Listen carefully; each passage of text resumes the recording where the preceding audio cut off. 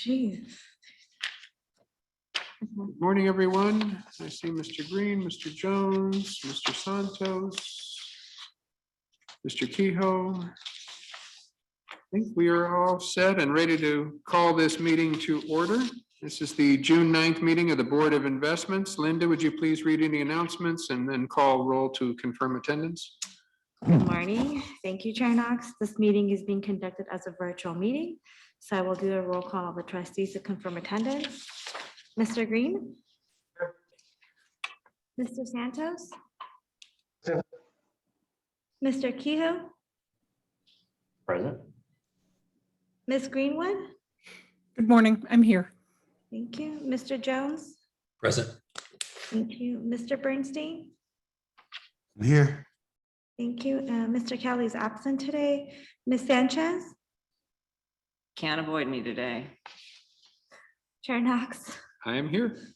Thank you. Staff participating in the meeting include the following: Chief Investment Officer John Grable, CEO Santos Kramer, Chief Counsel Stephen Rice, Interim Chief Counsel Johanna Fontenot, Principal Investment Officer Jude Perez, Fatima Sarajian and Jim Rice, Senior Investment Officer Esmeralda Dobos and Chad Timko, Investment Officer Kwok Win and Daniel Joy, Senior Staff Counsel Christine Roseland, Interim Chief Financial Officer Ted Granger.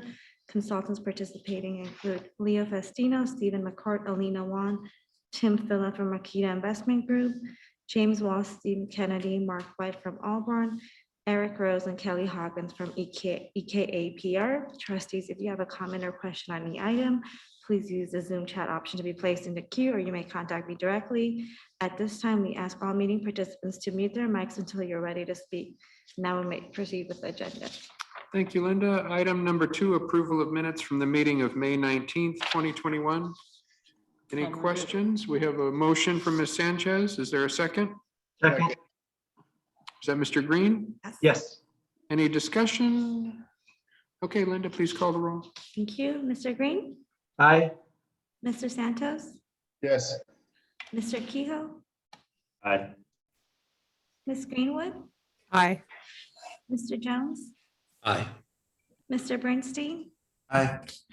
Ms. Sanchez? Aye. And Chair Knox. Aye. Thank you. Thank you. Item number 3, report on closed session items. The report on closed session items from the last meeting was published on LACERA.com. Unless council has anything to add, we are on to public comment. Linda shared one public comment via email last night. I believe there's another one this morning. I would ask that everyone read those, please. And then we have several callers in the queue that would like to address the board this morning. Yes, we have received 6 requests from the public to address the board. So we will start with Michael Nguyen. Mr. Yes, Nguyen. it's Michael Gwynn. Yes, Greetings and salutations. Can everyone hear me? Yes, we can. Go ahead. All right, thank you. This is just a simple message to the LACERA board. This morning, or rather not just this morning, I'm deeply disturbed.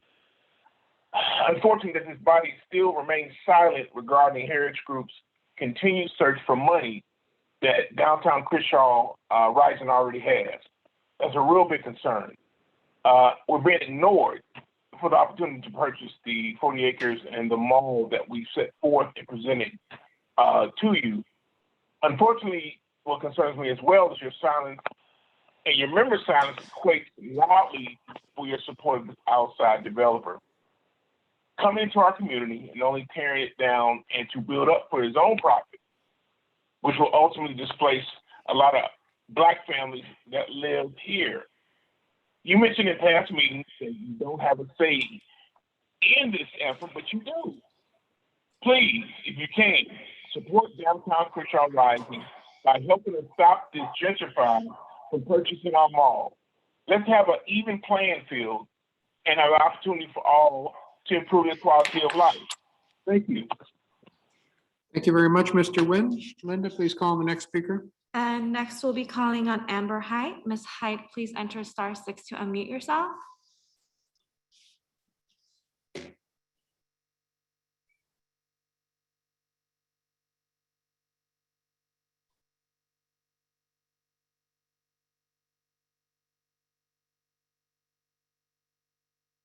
Good morning, Miss Height. Please enter *6 to unmute yourself. Hello.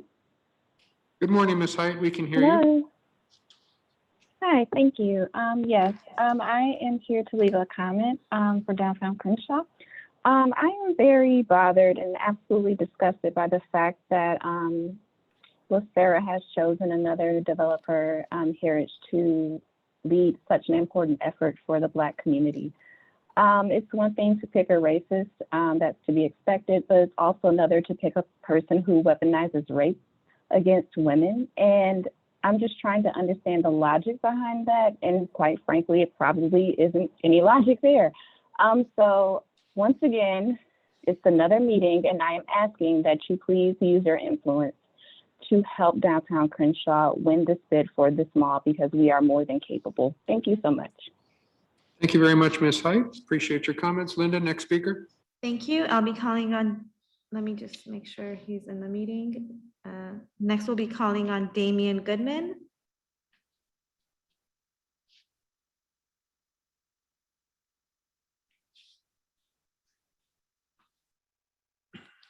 Mr. Goodman, go ahead and enter *6 to unmute yourself. Good morning. Can you hear me? Yes, we can. Mr. Goodman, please go ahead. Good morning, Chair Knox, members of the Board of Investments, Damian Goodman, 28-year resident of Leimert Park and member of the Board of Directors of Downtown Crenshaw Rising. On behalf of the board, we want to express our profuse disappointment in the treatment that our nonprofit Black-led Community Development Corporation has received as we have sought to secure our 40 acres in a mall and place it under Black community control. It is now clear that LACERA, Capri Urban Investors, and Deutsche Bank, DWS, have continued to gravely miscalculate the profound reputational risk, headline risk, and other liabilities associated with this mistreatment of us and the special treatment provided to Heritage Development Group and its CEO, David Schwartzman, as they have sought to acquire the mall. You are bending over backwards for a developer who I think poetically is described as a cross between Donald Trump and Donald Sterling. Multiple contract amendments. And now we are hearing that the sales price has been reduced for him, increasing the gap between Downtown Crenshaw Rising's offer of $115 million, $11 million non-refundable deposit, and willingness to exceed even that should a viable, credible offer be presented. While Mr. Schwartzman has had difficulty securing dollars and required multiple extensions, Downtown Crenshaw Rising has raised $25.1 million more since the award to Schwartzman was announced. That's how confident our donors and social impact investors are. That is how confident our partners in labor and the community, and that is how poorly his conversations are going with the political representatives. I've requested the full Board of Investments ask and receive a briefing during your closed session from Mr. Grobule as to why Mr. Schwartzman continues to be receiving the special treatment and the tremendous liability allowed, and to why this process has remained in the dark. This is very different than what was promised after CIM backed out, and you have now continued to go into secrecy to bend over backwards for a person who is increasing your reputational time, headline risk, and other liabilities. We've been told multiple times to talk to other limited partners. Let me be clear, we have. Not only do members of Downtown Crenshaw Rising and other stakeholders present before them, but they are far more willing to talk to us than you. And they all point specifically back to LACERA. They point specifically back to this body, which has membership that exceeds, that has a majority of members that are women and people of color, as to the reason as to why Mr. Schwartzman continues to get special treatment, as to the reason as to why our Black community-led nonprofit community development corporation is being thwarted our opportunity for self-determination. That's disappointing, and we look forward to continuing to see that all stakeholders be made aware of this, and we remain ready that when Mr. Schwartzman fails, as did Live Work, CIM, and Hackman, that we'll be ready to purchase our 40 acres in a mall at a price that will exceed any other bidder. Thank you. Thank you very much, Mr. Goodman, for your comments this morning. Linda, next speaker. Next we'll be calling on Veronica Sensei. Good morning. Good morning, Ms. This Sensei. is Veronica. Let me get off a speaker so that you can hear me clearly, please. Sure. Okay, thank you. Is this better? Yes, it is. Thank you. Okay, great, because I definitely need the board to hear me clearly. I am going to try to talk as slowly and low as possible. My name is Veronica Sensei. I am a member of Downtown Crenshaw Rising. I am one of 67 to 69,000 residents of the Baldwin Hills area. A renter. I am a renter. I live at the bottom of the hill, not the top of the hill. I live 3 blocks from that mall. It is going to affect me greatly, displacement. If the sale of this mall, if LACERA and whoever LACERA board, I'm on these calls every month. You guys claim you are not in charge of this sale, but you are. Your board, your members, your LACERA members, they live in this community. They don't even know that their pension funds are responsible for the displacement, the highly displacement that is going to go on. And another thing, David Schwartzman's statement that it's outsiders in downtown Crenshaw. It may be, but the majority are renters and residents of 30 plus years, lifetime residents, 30 plus years, that are going to be affected. I am one of them. I cannot afford to move, nor do I want to. I have been in this community since before the Rodney King riot, before anybody wanted to live over here but us. How dare you people attempt to sell this mall, this historical mall, at this time? You don't want to give us reparations. No one does. The government does. The reparations is not your choice and your fault. However, selling this mall to us would be one step forward, making America great again. Now, put yourself in my shoes, someone that will be 61 years old next Friday, who is on a fixed income, who cannot afford to move, who does not want to move. You people don't care because you have your homes, you have your pension funds, you have your retirement to keep you comfortable. I do not. And most of the 67 to 69,000 residents in this area do not either. I don't know what community residents, David Schwartzman, LACERA, and all the other previous buyers that you people say they have to come talk to the community. You didn't knock on my door. I am the community. I'm not all of the community, but I have a voice and I speak for those that don't want to speak for themselves. And you can take that to the bank and deposit that, LACERA. Now the board needs to go on and stop wasting your time and ours as well, and sell this mall to Downtown Crenshaw Rising. We have raised approximately $30 million very quickly. Less than 5 days, less than 10 days, I don't know. It doesn't matter how many days, but we came up with it definitely in less than 30. Where's David Schwartzman's money? You keep Ms. giving him Sensei. extension after extension. Ms. Sensei, your 3 minutes is up. Thank you. Well, I hope you heard me. We heard you. Thank you for your comments this morning, Ms. Sensei. Next speaker, please, Linda. Okay, I'm just moving it. Just want to make sure he's in the room. Next, we'll be calling on Magic Collins. Mr. Collins, go ahead and enter *6 to unmute yourself. Hello, can you hear me? Yes, we can. Mr. Collins, please go ahead. Hello, my name is Magic Collins. I'm a mental health advocate and civil rights activist.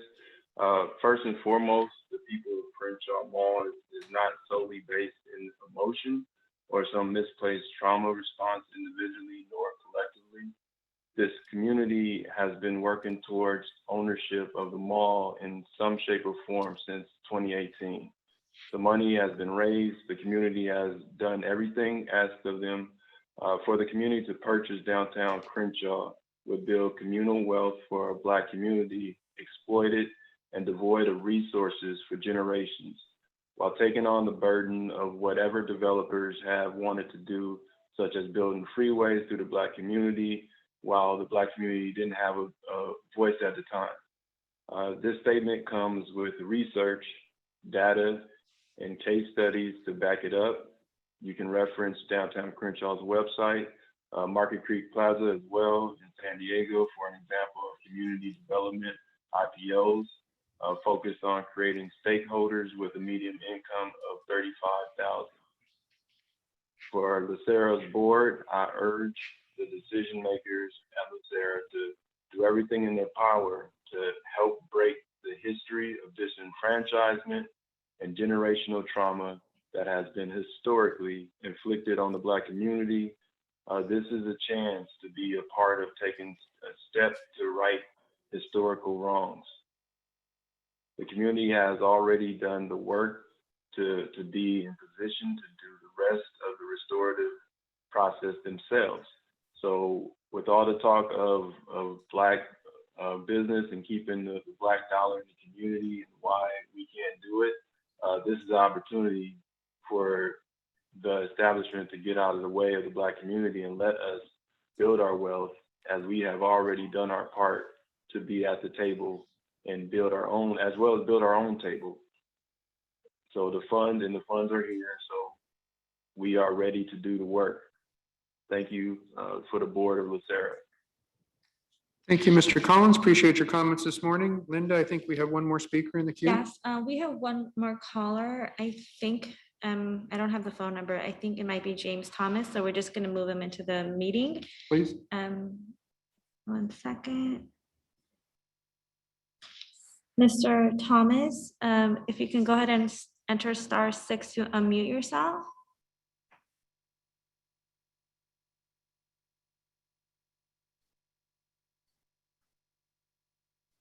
One second.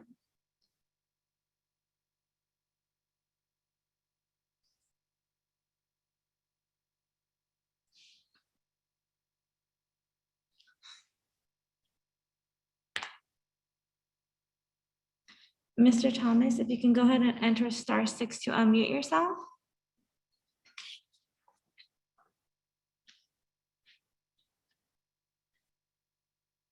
Okay, there's actually one more caller and I don't have a name, but we're gonna let him into the meeting. Good morning, caller. I don't have a phone number. It's area code is 323. If you can just go ahead and enter *6 to unmute yourself.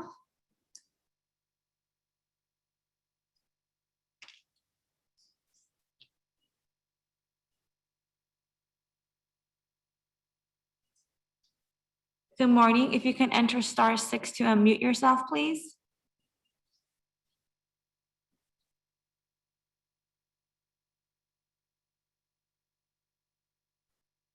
I have no connection, so there's no Okay. connection. Is there anyone else then? Nope, that's it. Okay, that concludes public comment. Again, appreciate those that called in this morning. Moving on to item 5, we have our CEO report. Mr. Kryman. Yes, thank you, Chair Knox and trustees. Good morning, everyone. In addition to the information that's included in the CEO report, I'd like to briefly highlight our recent recruitment efforts and also talk about some revised COVID standards that were adopted by Cal OSHA earlier in the month. First, I did transmit the resume of Mr. Louis Lugo, to serve as LACERA's Deputy Chief Executive Officer. Mr. Lugo is from Minnesota, Para, and we're looking forward to his arrival in mid-July. We're in the process of arranging for meetings with the board leadership and Mr. Lugo, and then we would immediately thereafter, we'll schedule meetings with the trustees as they so choose to introduce Mr. Lugo to you all. We're also scheduling a meeting with our MAC team prior to his arrival so that he can meet the management team and have an introductory meeting with them sometime late June. I'm sorry. The AEO position assistant executive officer position. We had 15 candidates that went through the first vetting process. We've identified 5 candidates that we're going to move on to the next phase of interview. There'll be an interview panel that will be doing that interview and making recommendations to myself, and then I will make the final selection and the final interview. So we're in the process of completing that. I believe that the meetings are being scheduled as we speak. There was an offer that was made for a budget officer for a gentleman that works in Northern California, very experienced individual. He's in the process of undergoing his background check, and once that's completed, we're hopeful to have that individual on in July as well. So we're looking forward to all those new additions in our management team. Look forward to welcoming them to LACERA. I do want to briefly point out that in terms of the new COVID standards, Cal OSHA on June 3rd voted to readopt the emergency temporary standards for COVID-19 prevention that went into effect November 30th of last year, with some important updates and revisions. These standards are more stringent than the recent CDC guidelines for fully vaccinated people. Fully vaccinated employees can remove face coverings only if they are alone in a room or everyone in the room is vaccinated. Physical distancing measures continue to be required until July 31st, unless respirators are provided to unvaccinated employees. As a practical matter, these differences between vaccinated and unvaccinated is only relevant if LACERA tracks vaccinated employees by requiring proof. That being said, I've directed my staff to come up with a protocol to require our employees to verify that our employees have been fully vaccinated, so that we can determine, quite frankly, how many respirators we're going to need, because LACERA is going to have to provide those on a voluntary basis to our employees that are not fully vaccinated. So we're going to update our return to work protocols, our COVID-19 protocols, as well as trying to identify the best way to track vaccinations of our employees. We still need to work with our legal team to make sure that we're doing that in the best interest of LACERA. So with that, I'm more than happy to stand for questions. I do not have anyone in the queue. Any questions for Mr. Kryman? Mr. Kryman, as we're getting back into the board room, does that also apply to the board members? Well, that's a good question. I don't have the ability to direct you to do anything, but we would like to. Well, does Cal OSHA? Well, I think that if everyone in the room, for example, I think everyone here now is vaccinated. I'm not sure that but there's precautions that others may want to do because they have children or they have others in their family that are not vaccinated. So they want to be extra careful. Mm. So I would like you all to be compliant. That would be great. And we would ask, because we need to know whether or not you're vaccinated. And if you're not, then we'll hand out a respirator for you. Will we have a process for us to communicate to Yes. the board, to Linda? That's what my staff is working on now. So Got we're trying to get the verification process in place because it's a little touchy. We want to make sure that we're very careful with people's personal information.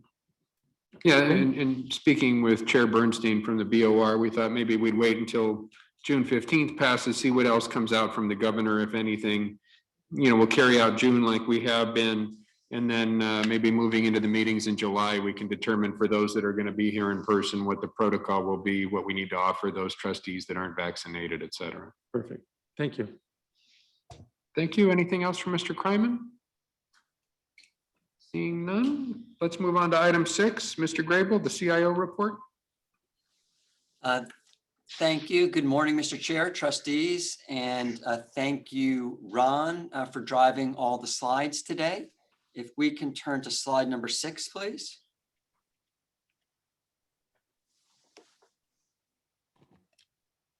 Thank you. I'll focus on the chart on the upper right, which highlights inflation, workforce participation, unemployment rate over the last 5 years.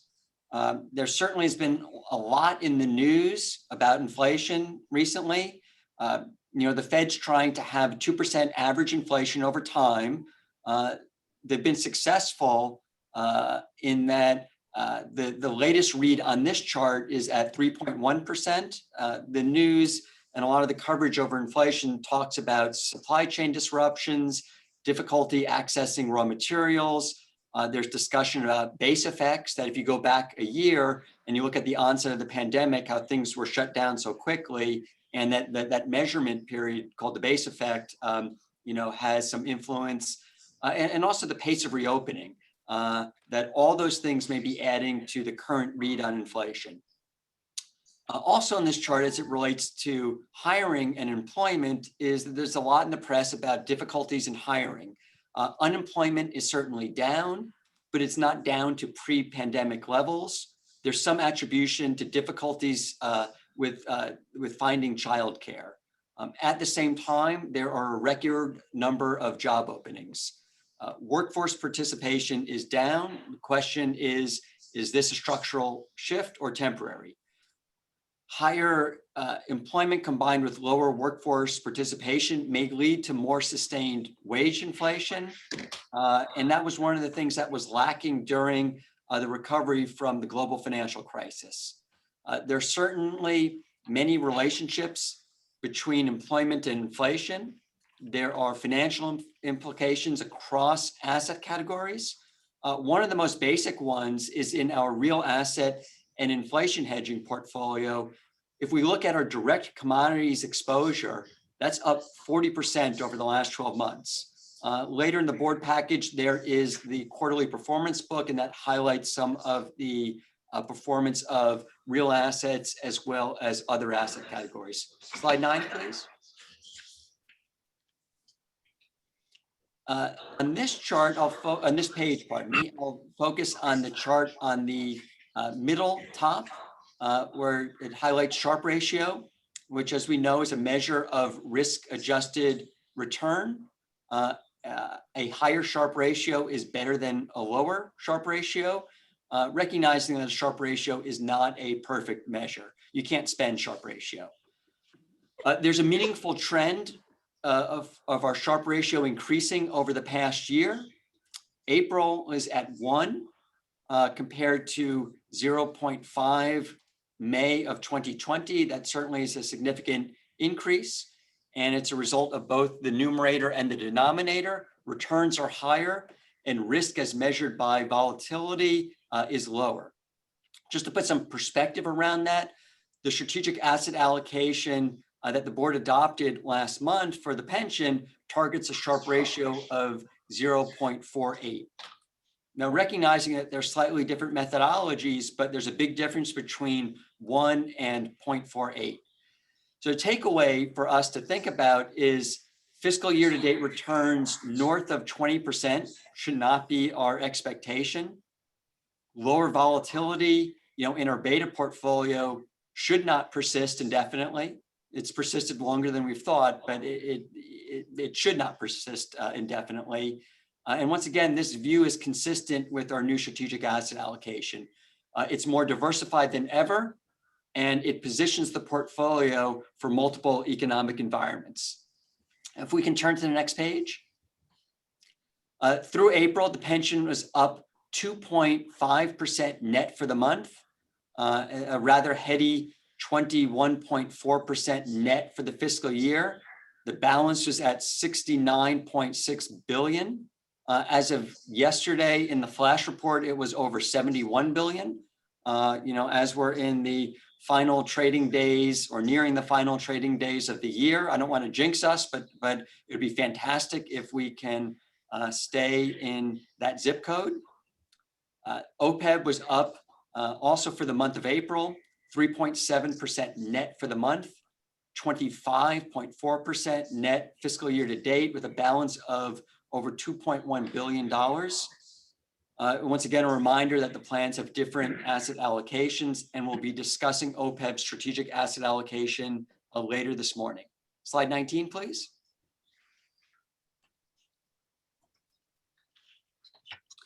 Thank you, Ron. In the middle of the page, one area that we do not spend that much time discussing is operational due diligence. It's one of the updates under operational updates.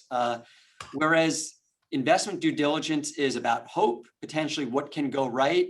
Operational due diligence is, critical risk management. It's the evaluation of cyber, accounting, counterparties, valuation, legal, HR matters, business continuity, to name a few. We have an internal ODD working group. Our focus has grown during the pandemic. We're doing more of it ourselves. And our working group is focused on standardizing ODD across all asset categories. And we have ODD slides and commentary now included from staff, included in all BOI recommendations. And the last slide I'll discuss is the last slide, slide 21. This is the staff chart of the month. It was submitted by the risk mitigation and credit team. Thank you. The chart shows the 5-year rolling correlation between the S&P 500 and the 10-year treasuries. And the takeaway from this is that stocks and bonds have long periods of positive correlation as well as negative correlation. When we do our strategic asset allocation, though, we broadly think of these asset categories, stocks and bonds, broadly as uncorrelated. And the major or a major influence on that relative correlation, be it positive to negative, is fiscal and monetary policies across regimes that do influence that correlation. So maybe this is, once again, you can't have a presentation without me without discussing strategic asset allocation. And maybe that's the same message as my commentary on the Sharpe ratio, is that diversification is essential. And once again, that is our primary investment belief. And with that, Mr. Chair, I am happy to stand for questions. Thank you, Mr. Grable. I don't have any questions in the queue. Are there any trustees with questions for Mr. Grable? Yes, sir. This is Please, Mr. Santos. Thank you. Mr. Grable, looking at the geographic exposure by AUM short to the total fund, I noticed that we still, that 72.5% of our investments in the total fund are in the US. Now that tells me that we still have a home country bias. Is that what we want to be? Because I know years ago there was a discussion of the BOI. This is before you came on board with us. There was a discussion and a desire, a recommendation that we try to minimize the home country bias. What's your opinion of that and where we are right now? Thank you for Mr. Santos. And Ron, if you can go to slide 14 for a second, that would be great. Our growth assets are the principal category in which we do not have a home country bias, where we're more globally diversified.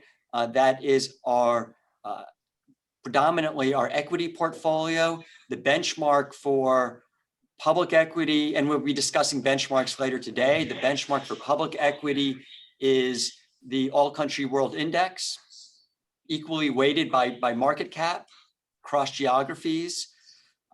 Same thing with private equity. Our benchmark is that same All Country World Index plus a premium. So reflective of that benchmark and reflective of opportunities, we are diversified across geographies in our growth asset categories. Risk mitigation, given the purpose of risk mitigation and the predominant role for that to be safe assets and to hedge our liabilities or to defease our liabilities, that's principally investment grade fixed income, US treasuries, things of that sort. That's going to have a home country bias. Our liabilities are dollar denominated. We should defease those, and we pay those with US dollars. So it makes sense. With that said, there's recommendation this coming up later today within that category.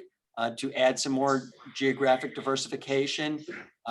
It was something that Stepstone mentioned as it relates to real assets, that in real estate, the way that portfolio has been constructed and core opportunities in the outperformance of the US, that does have a US bias as we expand to other geographies. There's a lot of infrastructure exposure, for example, outside the US. So I foresee this asset category becoming more geographically diversified. Also, real estate, our target is up to 15% non-US. We're not at that currently. And as we go to credit, I also, within credit, we do have an allocation to emerging market bonds. Also, as we build out our liquid portfolio, I do envision staff making recommendations to the board to add more geographic diversification.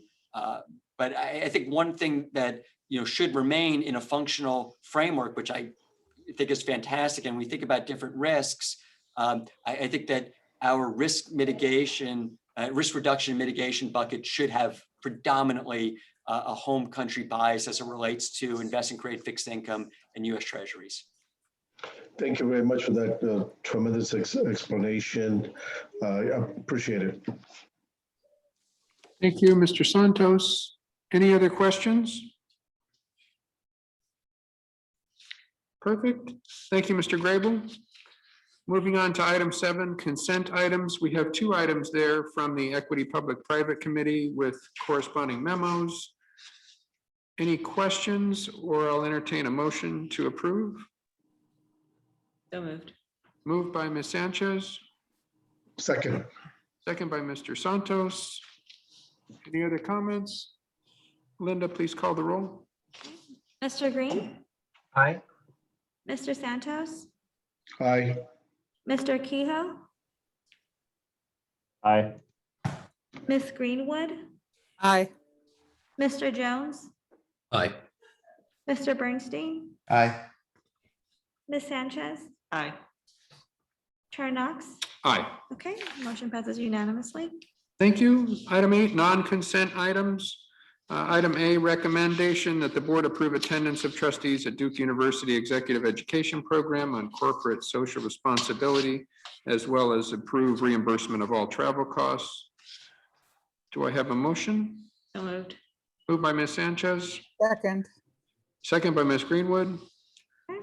Mr. Call the Green- roll. Mr. Green, Aye. Mr. Santos, Aye. Mr. Kehoe, Aye. Ms. Greenwood, Aye. Mr. Jones, Go Blue Devils. Aye. Mr. Bernstein, Aye. Ms. Sanchez, Aye. Chair Knox. Aye. Okay, motion passes unanimously. Thank you. Item B, recommendation that the board approve attendance of trustees at the 2021 Global Investors Annual Meeting in New York and approve reimbursement of all travel costs. So moved. Moved by Second. Ms. Sanchez, second by Mr. Bernstein. Please call the roll, Linda. Mr. Green, Aye. Mr. Santos, Aye. Mr. Kehoe, Aye. Ms. Greenwood, Aye. Mr. Jones, Aye. Mr. Bernstein, Aye. Ms. Sanchez, Aye. Chair Knox. Aye. Okay, motion passes unanimously. Thank you. Item C, recommendation that the board approve the strategic asset allocation option B on page 8 of Makita Investment Group's presentation and within chart 1 for this memorandum for the OPEB Master Trust. Mr. Grable, did you want to kick things off before Makita's presentation? That'd be fantastic. Thank you, Mr. Chair. And as Ron pulls up Makita's presentation, I'll begin with an overview and introduction, which is in the packet. You have what is on the screen right now is an asset allocation and risk review PowerPoint from Makita. There's also a staff memo with a recommendation. The staff memo references conversations with the county about the potential strategic asset allocation. That's referenced on page 8 of the memo. Also later in the BOI packet, there's a memo from the legal office about the ability to withdraw from the OPEB trust. Just like the pension, strategic asset allocation that was approved last month, this process for OPEB has been a methodical process. We've had a discussion about strategic asset allocation every month this fiscal year. This asset allocation discussion is the first for OPEB that includes scenarios with illiquid investments. Half the portfolios that are included in Makita's presentation include these options. Staff's recommendation is portfolio B. The guiding principle behind that recommendation, which is on a modeled basis, portfolio B meets our actuarial return assumption.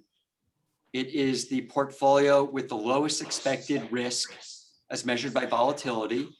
It's the most efficient, the one with the highest Sharpe ratio, and maybe the most diversified portfolio. It is not the highest returning portfolio, nor is it the most liquid, in that it includes an 18% allocation to private assets. All the portfolios of all the options can be implemented. All have attractive aspects. All also do have risks. As it relates to implementation, we will come back over the next several months as it relates to the investment policy statement, updating that. Benchmarks will need to be updated. There's a discussion later this morning about benchmarks. And given that we currently have a predominantly passive implementation, should the Board of Investments embrace more active portfolios, we would likely need to have some RFPs. And that's something that we would bring to the board. And just a reminder that we do not have dedicated full-time staff for OPEB, and that may be something we would have to revisit in the future. And with that, I believe Leo and Tim will be making the presentation for OPEB. Thank you, Mr. Grable, and good morning, trustees, staff, and members of the public. Ron, if you are handling the slides, if you can skip maybe 5 slides, as Jonathan's comments essentially cover our introduction. So 2 more. There you go. So we have gone back, as Jonathan mentioned, about 11 months, going over different presentations. I'm going to show you where we stand today in terms of different policy options and why those have been presented to you today. First, you need to keep in mind the actuarial return assumption of 6%. And so that's different from the pension fund. And so that's going to lead to obviously different mixes. But you'll see more of a parallel between what you see on the pension and what you see in the OPEB, as we're including now additional asset classes. The current mix has an expected return over a 20-year period of 6.1% with a volatility of 13.2. So those are the starting points when we're building these different mixes. So you're going to see, if we go to the next page, how we model those in terms of A through F. And so A seeks to maintain that 6.1% return, but minimizing the volatility. B does something similar, but we include new illiquid asset classes. Policy C and D seek to maintain the current volatility, but optimize the return. And the ones that include, again, private markets, policy D does that a little bit better. And E and F just have a higher risk return profile. I think going well above that would be not desirable, given that your actuarial goal is to meet 6%. So we include those as additional considerations. The next slide shows a table with the allocations to each of these asset classes, again, broken down by functional categories for growth, credit, real assets, risk reduction, and mitigation. You'll see, again, more parallels between these and the pension fund. For example, the construct of credit includes consolidation of several liquid credit categories into one. I would say, in terms of comparison, there is 5 new asset class categories that some of these mixes would include. That includes private equity, liquid credit, private real estate, natural resources, infrastructure, and long-term government bonds, which again have a parallel of the same 5% that most of the mixes in the pension fund had when we looked at those. If you look at towards the bottom, you look at expected return and volatility and the Sharpe ratio, and as your CIO alluded, a mix B has the highest payoff, essentially the best return for a given unit of risk that is taken. We constrain also the allocations to liquid assets. Models like that performance has been better. The expectation is that there is some additional excess return still in those categories. And so if you don't cap the model at certain levels, it might push beyond that. The issue you face is you start with 0, it is not practicable to get to higher levels. And also you need to also consider liquidity is better to what we run. So from that perspective, all of those mixes B, D, and F are capped at an 18% target. So what we'll do next is go quickly over a couple of slides that look at some risk analytics to make sure you understand the different implications. Starting on this page 10 of 27 of the Mikita book, essentially the key takeaway is no matter whether you increase credit or some risk reducing or real assets, the lion's share of the risk or volatility embedded is going to be driven by your growth assets, your equity assets, and you need those to generate the returns to meet your actuarial goals. On the next page, we look at some additional risk analytics. And what you'll see is that Mix B provides the greatest downside protection across all different environments and the scenarios. You'll see that throughout. And the corollary of that would be that in very dramatic up markets, it's going to lack some of the other mixes. But overall, it seems to compound nicely, and that's why the risk adjusted return is very strong. All of these mixes have at least a 50% likelihood of meeting the actuarial rate of return, as indicated in the table at the bottom. Keep in mind that no matter what the mix you end up with, there is always about a reasonable chance, in this case, hovers around 30%, that you're going to have a loss on any given year. And that's understandable given the exposure to equities that you'll have in these mixes. On the next slide, we look at these projections, and what you'll see is a continuum or a gradual decline, if you will, in terms of the performance over different time periods. The good news is, as you compound over time periods greater than 5 or 10 years, those losses tend to be pretty small, and no mix is expected to produce any losses over a 20-year period. Again, you'll see Mix B as being the most protective out of these that are being considered. Next slide, please. These provides, again, a visual representation of the likelihood of meeting the actuarial target return. And for those that you take on greater risk, over the long term, you improve the odds, but during the interim periods, you take on more volatility, and that's something also to consider. Next slide, please. We've conducted some liquidity studies. These were done using similar methodology used for the pension fund, where we stress tested using worst case environments even than during the global financial crisis. Mixes B, D, and F are the ones that would be most interested because they would have 82% in essentially daily or monthly liquidity vehicles, but up to 18 could be tied up in private equity like partnerships that could have liquidity profiles of about 10 to 12 years. So the next set of pages look into that and provide some comfort that even in those drastic environments, there will be still plenty of liquidity to rebalance and meet any cash flows that might be required from this fund. We can skip this page and the next one. And here we'll look at some historical negative scenario analysis. So I'll point, for example, to the third line from the top, the GFC global financial crisis, Mix B, the recommended mix from your staff, has the greatest downside protection, only loses about a quarter. But if you were to scroll to more riskier mixes, you'll see losses that can be about 10 percentage points larger. Keep in mind, these are losses over a cumulative period of about 18 months. Hey, Leo, this is Keith. Just 1 second. I think somebody has some speaking going on in the background that's coming across, just writing over your presentation a little. Okay. Everyone could just mute. Thank you. Yeah, I'm just about to wrap up, but thank you, Keith. So on this slide, we look at some positive scenario analysis. And what you see again with mixed B, the participation is strong, but it lacks.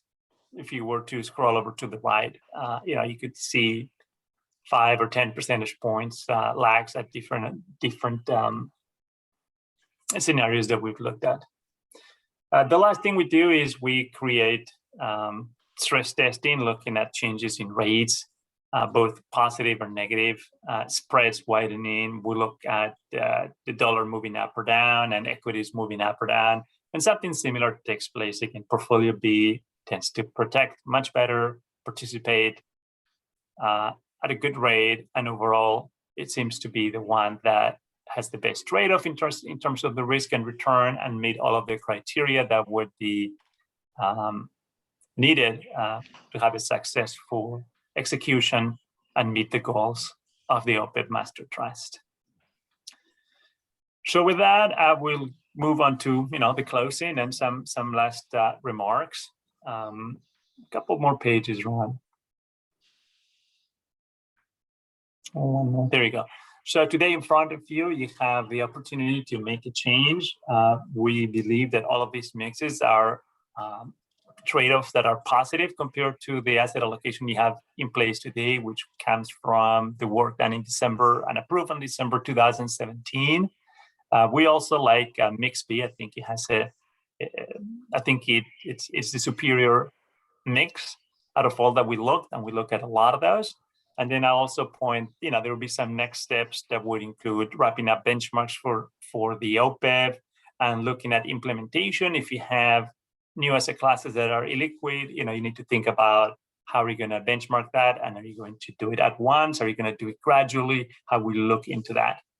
The last few pages look at some, in the appendix, have some information, including the correlation that John alluded earlier between the stock and bonds, and Mikita assumes about a 0% correlation to stock and bonds, which it seems that over the long time period in the chart that was looked at earlier would have been the average. But we recognize that these are inputs, and they're not going to be perfect, but hopefully they are right enough that the decisions that are made are not impacted based upon incorrect inputs. So with that, I'll pause. Happy to entertain any questions today. Thank you very much. I do not see anyone in the queue. Are there any questions from trustees? Yes, sir, if I may, Mr. Chair. Mr. Santos. I didn't favor option B, but before we go there, Mr. Grable, as you know, no pension money could be used for this endeavor. So, and we are assuming that the recommendation is approved, we're going to begin to invest in real assets, and therefore is going to take additional staff time. So I'm going to use the word concerned, but it's probably not the right word. I am concerned that at this point, unless I misunderstood you completely, we're not tracking the time that staff is spending in this portfolio, and if we are we building this portfolio for the work that the staff does, and then the spends associated with this portfolio. Mr. Santos, we do track time, and that's an input that goes to both boards as it relates to the budget associated with the OPEB trust. So the assumption is that with more work and more oversight associated with implementing the new asset categories that Leo mentioned, that would go up. Great. Great, thank you for that explanation, Mr. Grable. At this point, I will move to accept the staff recommendation to adopt option B portfolio for the OPEB trust. Second. Thank you. Moved by Mr. Santos, seconded by Ms. Sanchez. Any other discussion? Thank you. Linda, please call the roll. Mr. Green, Aye. Mr. Santos, Yes. Mr. Kehoe, Aye. Ms. Greenwood, Aye. Mr. Jones, Aye. Mr. Bernstein, Aye. Ms. Sanchez, Aye. Chair Knox. Aye. The motion passes unanimously. Thank you very much. We are now on to section 9 under reports. A, total fund and OPEB benchmark review. This is a presentation that's going to lead forward into some perhaps later recommendations for the investment policy at another BOI meeting. Mr. Grable, would you like to kick things off? Chair Knox, I'll do the introductions. Oh, sorry, go ahead, Mr. No, Perez. no worries. So good morning, Chair Knox and trustees. As you mentioned, the next item on the agenda is a total fund and OPEB benchmark review. As you'll recall, a new strategic asset allocation was approved for the total fund last month and just right now for the OPEB master trust. So as part of our allocation studies, the next step in our process is to review policy benchmarks, which Makita will review today. And then lastly, update the investment policy statements to reflect all of these changes. So in today's presentation, Makita will review current benchmarks, suggest possible changes, as well as look at our new asset categories and composites. The presentation will also address the challenges of various benchmarking methodologies. This is mainly tracking error as it relates to private assets, as well as tracking error of implementing new benchmarks with a new asset allocation. So this presentation, as Chair Knox just mentioned, is not a recommendation, but will guide the benchmarks options that will be brought forward for discussion with the investment policy statement at a later date. So with that short introduction, I'd like to hand it over to Alina Yuan from Makita. Thanks, Jude. This is Tim. I'm actually going to just do a brief repeat on the introduction slides and then hand it over to Alina. I think you did an awesome job summarizing our introduction there. So thank you very much, Mr. Chair, members of the board. As was highlighted, this isn't meant to be a recommendation. This is to facilitate some discussion and point out some of the potential changes that arise from the structural changes that happened with the approved asset allocations and also the introduction of some additional asset classes.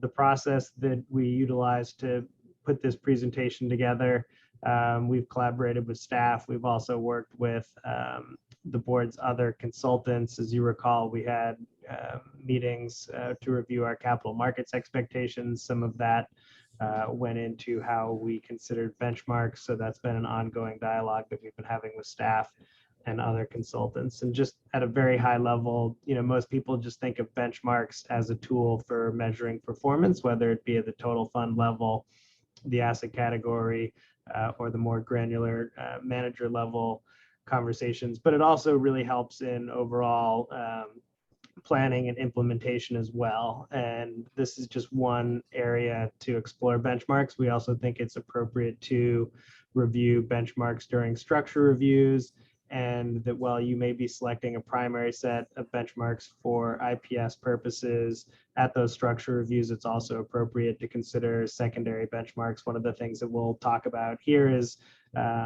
pluses and minuses of using various different approaches. One is peer benchmarks, which are somewhat popular and easy to use in private market categories. Those come with some issues of their own. And again, we're not saying they shouldn't be used, but in this particular context, we think might be valuable to include in a structure review as opposed to an IPS context. So with that, we can move to the next slide. These are just some Bailey benchmark characteristics. You've seen this before from us. These are widely utilized. And essentially, the 6 categories here just go into the scoring methodology that Alina is going to describe in a little bit more detail later on. Next page, please. So this highlights some of the challenges to choosing an appropriate benchmark. And I think that we've already hit on one of the biggest items, which is the potential for tracking error, and particularly in private market categories.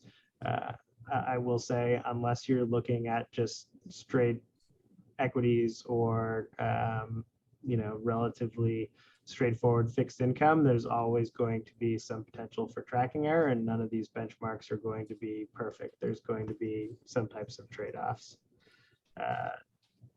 And so down at the bottom, again, we'll highlight the peer group benchmarks. A couple of the issues there: survivorship bias. So funds can drop out based on poor performance, firms get reorganized, et cetera.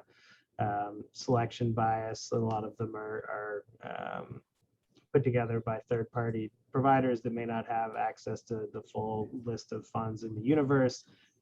There may be some criteria that they use that lead to positive selection bias.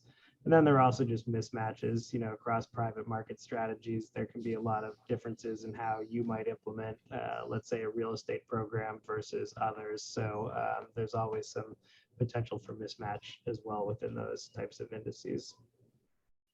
The next page. At this point, I'm going to turn it over to Alina, and she can discuss the current pension benchmarks and the scoring methodology that we utilize.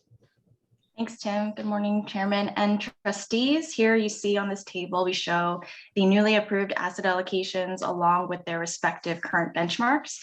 And we also apply a benchmark score on the second to right-hand column. The benchmark score, as Tim briefly introduced earlier, is based on a scale of 1 to 6, and that rubric is based off of the Bailey characteristics, which we introduced on the previous slide. And those being whether or not if the benchmark is unambiguous, meaning that the individual securities and their weights in the benchmark should be clearly identifiable. Whether it's investable, you should be easily able to buy it on the market. Its measurability, being possible to measure the benchmark's return on a reasonable, frequent, and timely basis. Whether or not it's appropriate, just being consistent with the investment style of the investor. The fifth rubric option would be reflective of current investment options, and then the sixth would be specified in advance. As you can see here, benchmarks that receive a 6 are listed in green, and those would be meeting all of the criteria. And you can see that some of the underlying asset classes don't have an assigned benchmark yet, and this applies to our new or adjusted asset classes. And this would be your non-core private real estate, which includes the addition of value add real estate from real assets and inflation hedges. We have the consolidation of your liquid credit, and also the new asset class at the bottom in risk reduction, long-term government bonds. And as you can see from the benchmark scores, Makita feels that many of LACERA's benchmarks still remain appropriate. Benchmarks that score a 6 are generally widely used and meet all of Bailey criteria. And these benchmarks generally continue to be good measures of risk and return targets for each asset class. Indices that receive less than a 6 are generally not investable, and they may represent a benchmark that has a plus premium or could be a composite of a blend of disparate benchmarks. Next slide, please. Thank you. So this slide, similar to the last slide, shows a summary of potential changes. So where I'd focus on here are the potential benchmark changes on the right-hand side column. And I'll review each of these new potential changes in detail on the next few slides. You can see that there are some benchmarks that do rank below a 6, for which we don't recommend any changes or propose any changes to, such as private equity, or down below, you also have the diversified hedge fund portfolio benchmark as well. Having a benchmark with a below 6 rating isn't necessarily reflective of an inaccurate benchmark or misfit, for example. It again can just be the nature of the asset class as an alternative asset class. It's less transparent and more illiquid, and just by its nature may be harder to track. Next slide. So now we'll go into some of the individual changes. First up is non-core private real estate. We believe that continuing to use the Odyssey as the base plus a 225 basis premium is appropriate for this new non-core private real estate benchmark. Using the Odyssey is going to be consistent with the benchmark that we use for core real estate. And that 225 basis premium was derived from an average 50-50 weighting from 300 basis point premium for opportunistic and 150 premium for the value-added real estate. This proposed benchmark has a benchmark score of 5, which you can see down below. And I'll also note that the relative weights in the benchmark can be adjusted over time to reflect LACERA's investment structure. Next slide. Moving on to credit. We propose using a static custom blended benchmark for liquid credit. In that box in the middle, you can see a 40-40-20 allocation to high yield credit and emerging market debt. And this breakdown is representative of what was modeled during the strategic asset allocation. And it also reflects the proportional allocation of each underlying asset class. So the underlying benchmarks that you're seeing here are no different than what was previously used. The difference is that they're now a new blend in an aggregate liquid credit. And we believe that using this new aggregate benchmark will increase staff implementation and flexibility. And we give this benchmark a score of 5, mostly due to it not being investable, given that it is a custom blend. Custom blends can make attribution and risk analysis more difficult. Next slide. Illiquid credit. We propose moving away from the previous Bloomberg Barclays aggregate plus a 250 basis premium to the custom liquid credit benchmark plus a 150 basis premium. So again, you're getting consistency here by using that same underlying benchmark as liquid credit. And also the premium reflects both Makita's return expectations and also staff's expected exposure expectations. And we gave this benchmark a score of 5, the main detractor here being not investable, given that it is both a custom composite as well as having that premium added. Next slide, please. Next is core private real estate, which is more simple. We still continue to propose using the Odyssey as an appropriate benchmark for core real estate. Now that core real estate is being teased out of value add and core, it gets its own category, and this benchmark receives a score of 5, not, as the Odyssey is not an investable benchmark, it's a pure benchmark.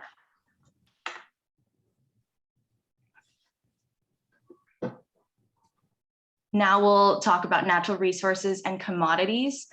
We propose 2 changes here. So the first is a change to the proportional blend, moving away from a 50-50 model to a 2/3, 1/3 model, 2/3 to natural resources, and then 1/3 to Bloomberg commodity index. And the second change that we're proposing is a modification to the natural resources benchmark.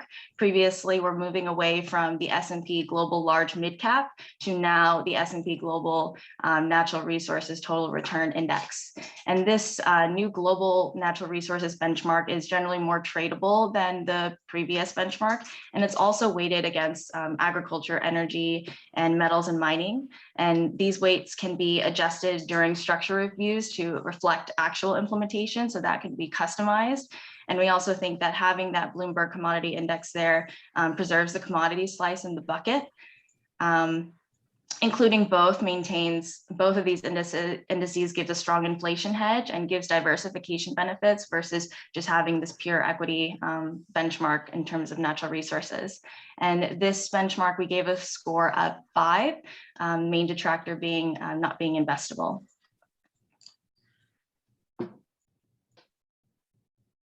Next is infrastructure. We are recommending or proposing to adopt the moving away from the Dow Jones Global Infrastructure Index, moving to the Dow Jones Brookfield Global Infrastructure Composite Total Return Index. The key word between those 2 indexes there is going to be composite. The composite benchmark is a pure play infrastructure index and invest in companies domiciled globally. The benchmark includes MLPs, and that makes it closer aligned with the private opportunity set. We do think that a return premium can be considered upon implementation, but at this time, LACERA's focus in private infrastructure really results in a lower measured volatility than the public benchmark, and also has better alignment with asset class objectives. And this benchmark receives a score of 6. Next slide. There we go. Finally, we have your long-term government bonds. So this is a new asset class, which is approved for a 5% allocation. We propose the Bloomberg Barclays US Long Treasury Index as an appropriate benchmark. This is generally widely accepted by peers. It meets all of the 6 Bailey criteria and receives a score of 6. Next slide. Finally, there are no proposed benchmarks for our 5th category of overlay and hedges. As you may recall, we recommended moving the overlays and hedges as a 5th category bucket. The cash overlay, which is implemented as a vehicle for efficient rebalancing and eliminating cash drag of the portfolio, currently does not have a benchmark. And also the currency hedging program, which used to reside in growth, has an objective to reduce currency volatility to foreign markets. And the currency overlay made risk measurement and performance attribution more difficult when it was included in growth. And because of the primary objective of the currency overlay program to reduce volatility, the benchmarking isn't really applicable at the functional category level. And before I move on to total fund, I think I'll just stop very quickly, see if there are any questions. Thank you. Any questions so far?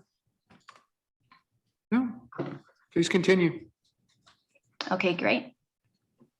And on this slide here, you can see all of the previous benchmarks rolling up into our total fund category. This is a snapshot of the total fund benchmark with all of the custom blended benchmarks of the underlying sleeves.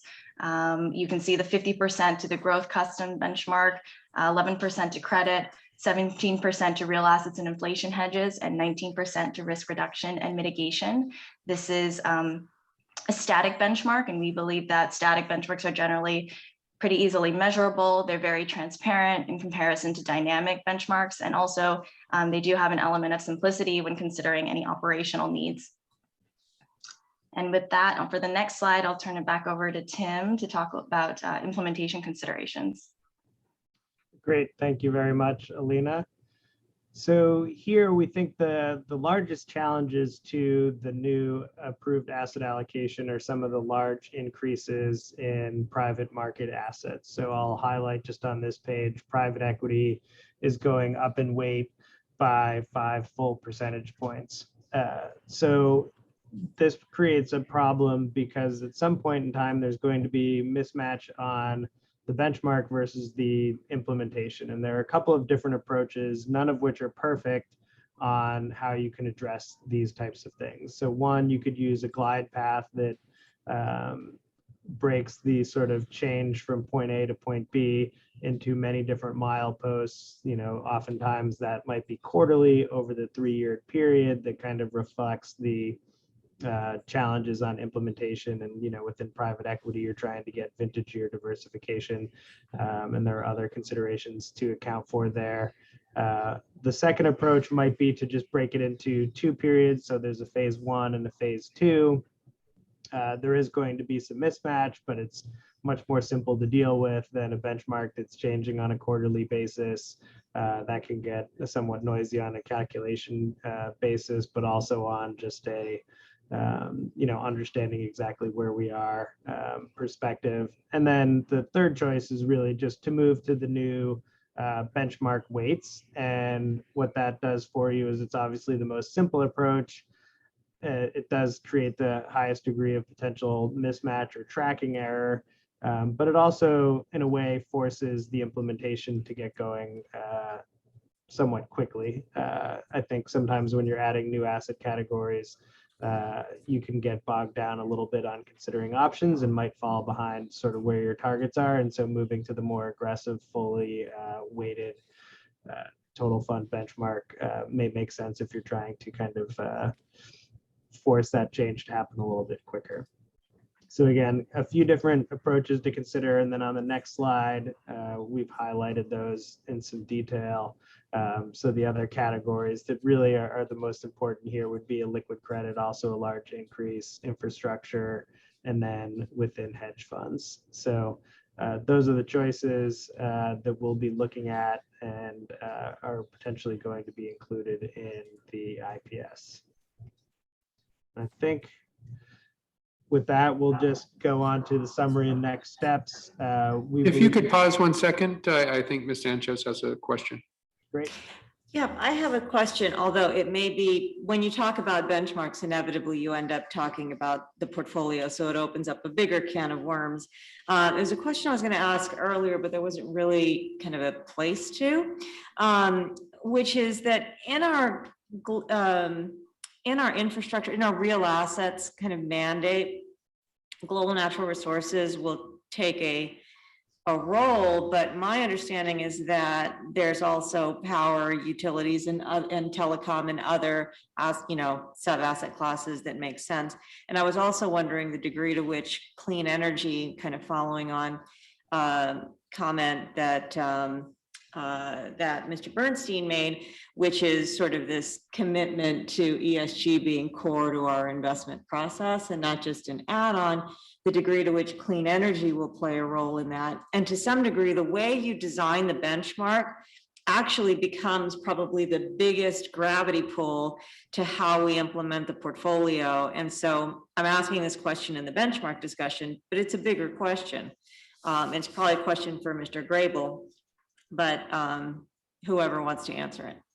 I could take a crack at it maybe while John gets teed up, but I think that absolutely is a potential concern. There is some gravitational forces around the benchmark and to hugging it, but I think the way that we've addressed it through the asset allocation and then also through the change to the benchmark recommendation provides for flexibility and review of that benchmark as you go into structure reviews, where the sort of more nuanced implementation discussions take place.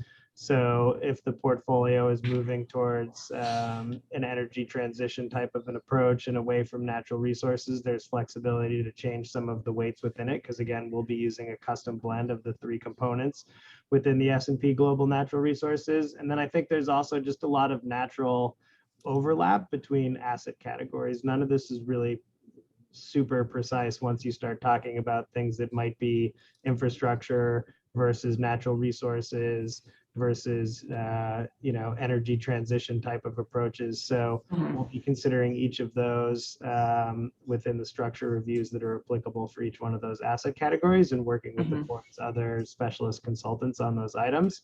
And that would be my high level comments on it. I don't know if John has something he would like to say. And before John speaks, I will say that just to highlight the difference in performance between, say, global natural resources, clean energy, and commodities is for the last 10 years is basically global natural resources is up 3%.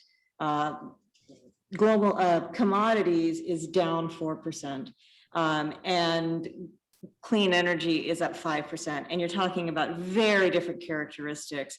And so it just, this is a big dispersion. These are not so easy to move in and out of. It will change your bogey completely.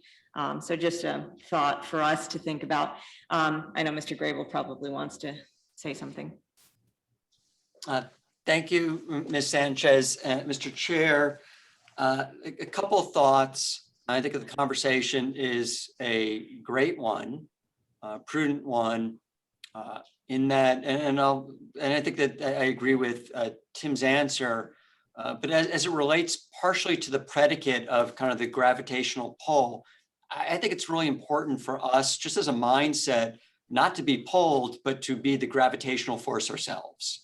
I think that so much of this industry that we're in is being led and following, I think it's consistent with, the plan that was predicated on board input in the summer of 2018 about allocator to investor, is that we have to, in effect, design our own gravitational fields. So I'll start with that. The other aspect is, as Tim mentioned, there is tremendous overlap between different categories. And, Stepstone referenced one this morning in response to a question from Chair Knox about data centers, in real estate. Data centers, we may put in infrastructure. There's also some that may have it within private equity. So I think that there is a significant amount of the geography, so to speak, of where you map different strategies. But I think the principal point being that in structure reviews is where we can really highlight the differences between different asset category subcomponents, but we do recognize that there is overlap between natural resources and infrastructure. And by and large, I think we've put much of power in infrastructure as opposed to natural resources as to where we stand today. And as it relates to, there's a recommendation later today where the board in closed session can observe some of that. Great, thank you. Thank you. Please continue. So I really think that kind of wrapped it up, but just to highlight the next steps, we'll be looking to incorporate this into an overall review of the investment policy statement that'll also include, the new asset allocation and various amendments related to that. Those will be happening most likely at the July and August meetings. And then obviously the implementation considerations is an ongoing dialogue as we just had right here. So with that, we'll stand for any additional questions, and then otherwise we'll be happy to take any feedback as well, either online or offline, on what might go into the IPS adjustments.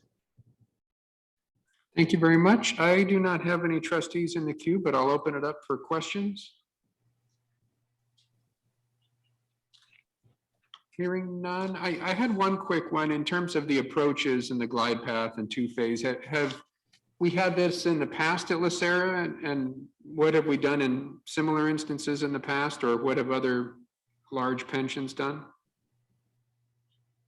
Chair Knox, I'll answer that. In our asset allocation in 2018, we did take a glide step. So we did have within 2 quarters, we did just take a step and then a second. So we did break it down into 2 parts. So we have done this before. Okay. Yeah, and I'd say just from a broader perspective on what other plans do is they do any one of these 3 things. It depends on the size and magnitude of the changes, their overall preference, their past experience, the experience that they have in depth on their staff, and various other considerations. So it's fairly complicated. I think, in this particular case, you do have some that are fairly large in private markets, and having, at least one step makes a tremendous amount of sense from my perspective, and would be what I would recommend. The glide path approach, I think we're all in this room intelligent enough investors to recognize that there's going to be some tracking error, and going to the more incremental glide path approach might just overcomplicate things. Thank you. Any final questions? Appreciate the information. Look forward to when you come back in July and August with that. Moving on to the rest of the items under reports in section 9, items B through K are for information only. I had a question on E real quickly, but were there any other questions from trustees on B through K? On item E, the OPEB master trust terms, I just had a question real quickly, I think, Ms. Fontenot. In terms of that page 2, the end of section 1, and of course I just clicked off of it, it talks about the county OPEB trust and master trust are silent as to the BOI's obligations to disperse funds if the funds are unavailable because they're illiquid and tied up in long-term investments. When such a claim is presented by the county, there's no explicit duty in the trust agreements to liquidate. I was just curious, is there a need to address this, through some sort of amendment, or is it fine the way it is? Just curious for your feedback.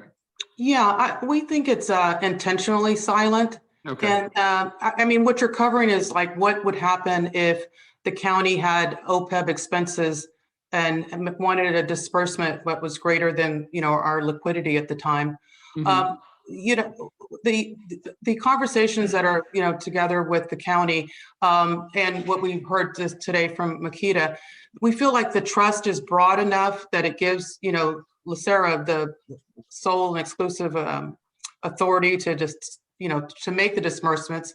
And obviously we would do that in consideration with the county. So, it would be expensive, but we would have to disperse. But that's the reason why, Makita went through, the careful review as to on liquidity and what would happen in that instance. But yes, that's why we said in the memo also the communication is very important and for that to be taken in consideration. But we like the broad language that it is there now, and we really wouldn't want it to reflect differently.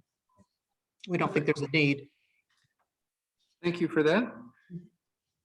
Okay, we are on to item 10, items for staff review. Linda, do we have anything? We don't have anything. Perfect. Let's go to item 11, good of the order. Mr. Green? Say thank you for a great meeting, and I don't say it enough, but thank you, Chair Knox. You do a great job, and I appreciate all the hard work that goes on to make these meetings happen. Thank you to Linda and Bonnie as well. Just really appreciate you all on the hard work you do. Thank you. Thank you. Mr. Santos? Yes, thank you. I want to compliment Ms. Fantano for the great memo with regards to the withdrawal and investment types. That was a terrific memo. It really clarified in my mind where we stand in terms of the county's ability to withdraw money on that. So I really appreciate it. Other than that, a great job for all the presentations, and you have a beautiful afternoon. Mr. Kehoe?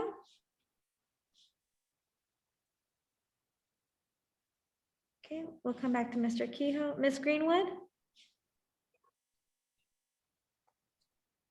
Okay, we'll come back. Mr. Jones? I have nothing. Thank you. Thank you. Mr. Bernstein? Nothing, thank you. Thank you. Mr. Kelly? Oh, I'm sorry, Mr. Kelly. Sorry. Ms. Sanchez? Nothing. Okay. Mr. Knox, you'll go last. I'll go back to Mr. Kehoe.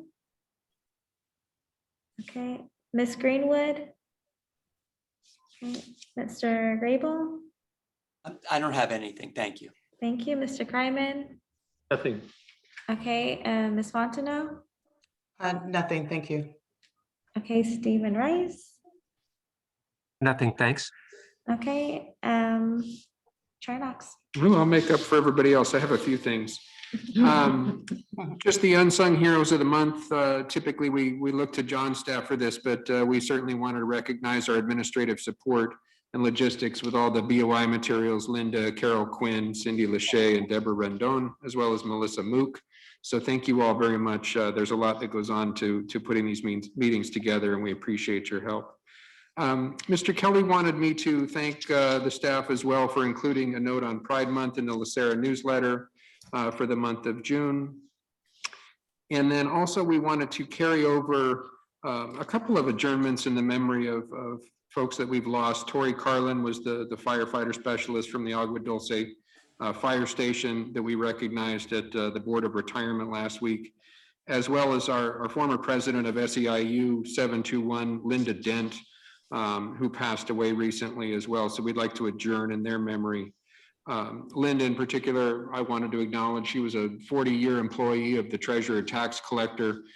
We had graciously loaned her to support union activities over the last several years, but was really a terrific person, and I know was kind of instrumental in helping me get a better handle on labor relations when I was a new HR manager. So I will miss her greatly. She was a tremendous personality and force for SEIU. I also wanted to note that Mr. Green is now the president of SEIU Local 721. Certainly maybe not the way he intended, but certainly appreciate all his efforts, and this is certainly in recognition of all his hard work on the labor side as well. So congratulations, Mr. Green, for your new role.